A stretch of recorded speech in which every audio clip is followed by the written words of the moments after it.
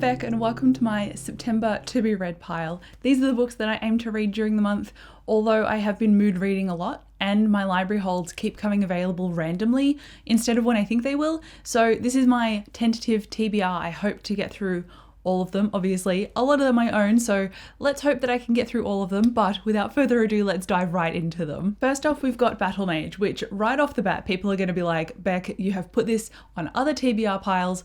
Why are you just rehashing old territory? Are you really going to read it this month? The answer is the intent is there because I actually got the audiobook for this one and it's sitting on my Audible account. I now basically have zero excuses unless, library books overwhelm me because I tend to put all of them off when they come available all at once. And then it's just the cycle of future me. I put all of them off except one and then they come back again. So this one I definitely intend to get to. It is a multiple perspective adult fantasy and I'm looking forward to having all of those different perspectives eventually intermingle.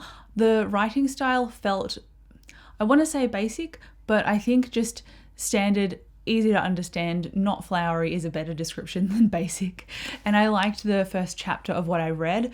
It left me with wanting more. It felt like it had potential, which is why I think I'm going to like this story, but I don't think I'm going to love it.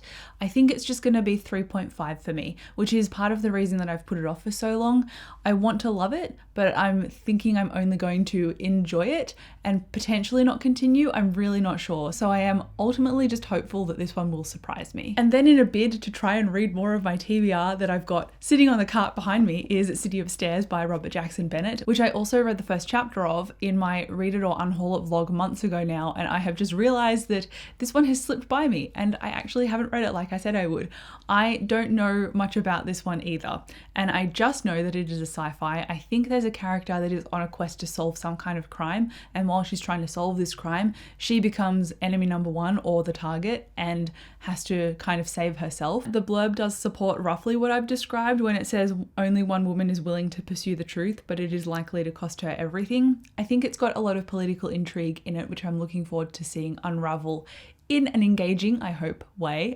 I liked the tone of it when I read the first chapter, so I'm hopeful that I will like the rest of it going forward. Both of them, though, that I've just held up are parts of trilogies, I think, and I also have Foundry Side by Robert Jackson Bennett as well, which is also the start of a new series. So the reason I've been putting all of them off, I think, is because they might look like, only 3 books, but it's actually like 9 books because all of them are part of a trilogy, which is kind of intimidating. And then kind of unlike me, but it's come up recently in just my personal interests regarding mental health and trauma and just how we grow up as people.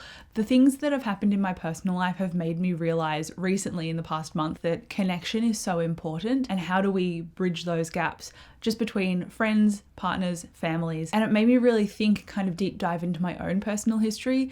Is my belief that we've all got some kind of trauma, but we just haven't dealt with it, and there are obviously ranges to that trauma. So reading this book, which is I Hate You, Don't Leave Me, it's about borderline personality disorder. It's just one of the many books that I want to read about mental health and trauma. I'm going to start here because I've heard decent ratings about it and I think I could like it, but I've heard that the style of it is quite dry, which is why I want to read it as an audiobook, because I think doing a chapter here and there of the audiobook, it will make me get through it more easily than if I try and read it all in one massive hit and sit on my couch for hours. I think the way that I've decided to digest it is a little bit more palpable. It's just part of an ongoing conversation that I'm just generally quite intrigued by, and I had a whole crisis. I guess this is what happened when you turn 30. I had this whole crisis about my career, like, am I on the right career path? Do I need to go back to school? Psychology is really interesting. Do I want to study psychology and be a psychiatrist?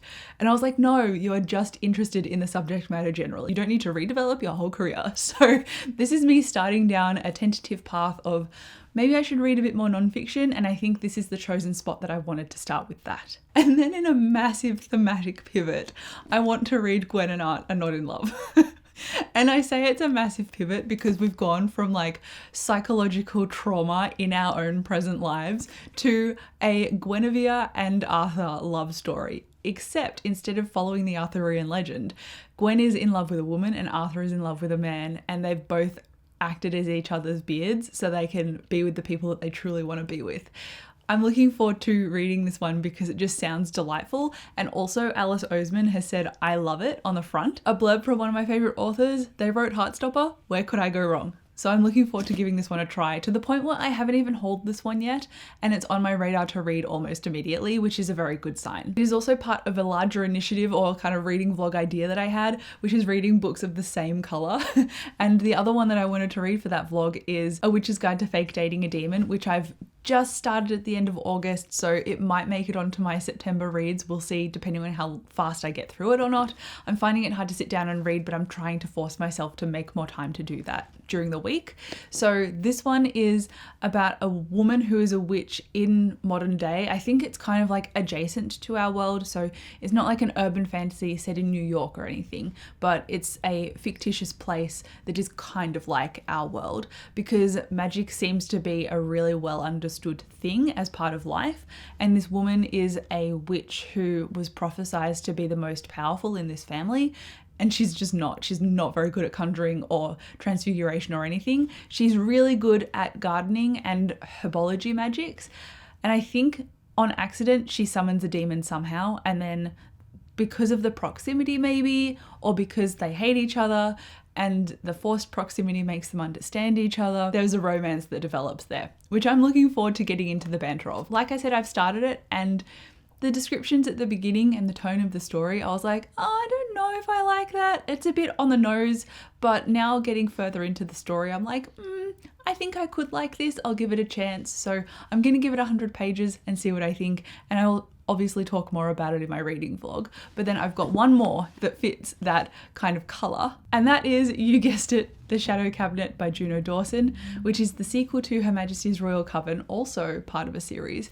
And I'm wondering whether I'm actually going to like this or not, because something happened in the first book that directly influences this one, kind of how sequels work in retrospect. But the thing that is happening is not something that I enjoy as a reader. To me, it feels like it's very undermining of book one, whereas I can see why a lot of people would be interested in the intrigue of it. I'm just not, and it's having the opposite effect on me. It's alienating me instead of engaging me.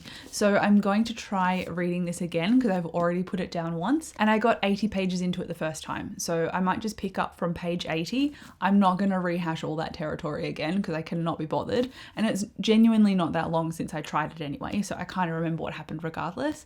I'm just going to jump back in and try it and see whether I actually truly want to put it down and DNF it, or if I actually find something that I want to take from this and that I enjoy and that I could keep going. So this and these two other books will hopefully form a reading vlog during the month of end of August, early September, we'll see. And then, just in case all of that was not enough, hopefully Men at Arms by Terry Pratchett comes available at my library as an audiobook, because it keeps coming up and I get bombarded with a bunch of other things and I borrow them because they're shorter, and then not this one, and I put it off for like 5 days or 6 days. And it turns into weeks that this isn't available. So I just need to take it the next time it comes up, I think, and just bite the bullet, because this as an audiobook I feel could be very engaging, given that Terry Pratchett writes with that kind of on the edge tone where he's jovial but also kind of sardonic. And I think the tone of the audiobook could really make it or break it. If I don't like the audiobook though, at least it's a library book. I haven't gone out and purchased it, so I don't feel as bad trying a different medium. We'll see how I ultimately go, because I really want to love Terry Pratchett, and Dave loves Terry Pratchett, and he bought this for me. So I feel bad that I've let it sit here for so long, but I just haven't felt the drive to read it, so hopefully the audiobook pushes me over that edge. I'll say yes to it next time I will. And then last but definitely not least is my current reread of a huge favourite of mine that I've just not touched in a very long time, and I'm getting an interesting new perspective on it as an adult, and that is the Farseer trilogy. This is book 2, Royal Assassin. I'm 218 pages into this sequel, but I've just stalled on it. And this follows Fitz, who is the bastard son of Prince Chivalry. And Prince Chivalry has abdicated his throne because of this scandal. And Fitz has been put into the forced care of Burrich, the stable hand.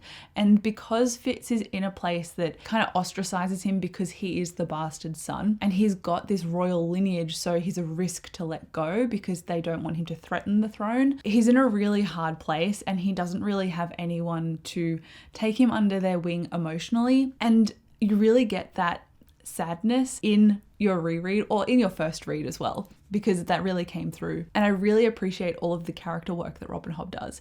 It's a very slow burn series. And I think the reason that I've stalled on this is because when I'm reading this book, it feels like I don't have any time or energy to read anything else. And that's not a negative thing, it's just something I'm aware of, which I think is why I stalled this, because I was doing the magical readathon and I wanted to trawl through a whole bunch of books based on different challenges, which I did and I had a lot of fun doing, but I can't put this on a readathon TBR because it's not a book that you can just devour and then move on. It's a book that you've got to sit with and let yourself sink into.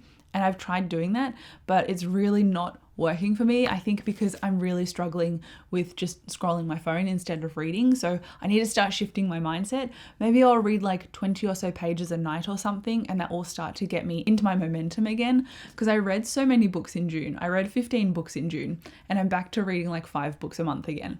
I can read triple that. I just need to settle and actually make myself focus. So Robin Hobb is a definite priority. If I can read the rest of this, that would be fantastic, because I also have the third book that I would like to get through, but it is decidedly bigger. They get big, it's like they double almost with every book in her series. So ultimately, these are what I plan to read during September. I don't think there are new releases that I'm missing out on in this video, but if there are, do correct me below in the comments. I think I've got a few releases keyed for October rather than September, but again, just let me know. Anyway, hopefully I can get to all of these. Wish me luck. Let me know what you're reading down in the comments as well. Thank you again so much for watching this video, and I'll come chat to you in the comments and see you in my next one. Bye.